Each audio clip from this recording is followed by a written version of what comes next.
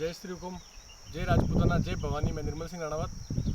7 जून 2021 को पृथ्वीराज चौहान जयंती मनाई जा रही है। हमारे समाज के बंधुओं ने 30 वर्ष से कम युवाओं के लिए 3 मिनट का समय दिया, एक वीडियो बनाने के लिए कहा है।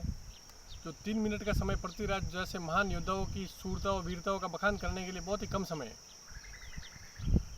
मैं आपको बता दूं, पृथ्वीराज चौहान दिल्ली के अंतिम हिंदू सम्राट थे, जो सबको पता है, जिनका जन्म 7 जून 1149 को महाराजा सोमेश्वर और महारानी कपूरी देवी के वहाँ हुआ।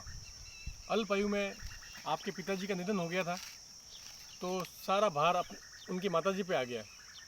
11 वर्ष की आयु में ही पृथ्वीराज चौहान अपनी माताजी के साथ मिलकर राजगद्दी को संभाला और अनेक युद्ध किए, जिनमें उनको विजय प्राप्त हुई।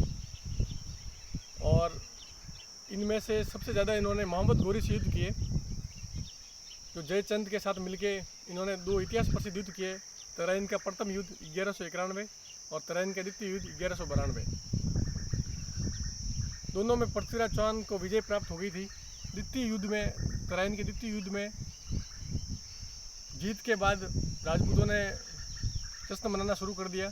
तो आगे जाके मुस्लिम आक्रांताओं ने मसाले बुझाकर धोखे से पृथ्वीराज चौहान को कब्जे में कर दिया और बंदी बना दिया, और फिर अफगानिस्तान लेके चले गए।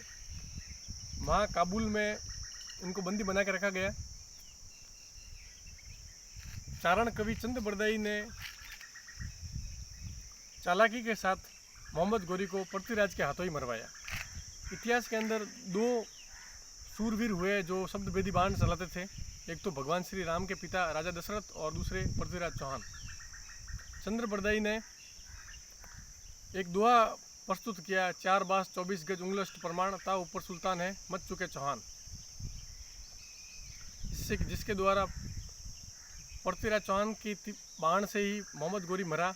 और वहाँ पे काबुल में आज भी पृथ्वीराज चौहान और मोहम्मद गोरी का मकबरा बना हुआ है, जिस पे मुस्लिम आते हैं, पृथ्वीराज के ऊपर 2 जूते मारते हैं चबूतरे पे, और आगे जाके मोहम्मद गोरी के दर्शन करते हैं। ऐसे भारत में बहुत महान शूरवीर हुए, जिनका जितना वीरता का बखान करे उतना कम है। सबसे महान और अंतिम हिंदू सम्राट दिल्लीपति पृथ्वीराज चौहान, जिन्हें राय पिथौरा भी कहते थे। राय पिथौरागढ़ का भी निर्माण पृथ्वीराज चौहान ने करवाया।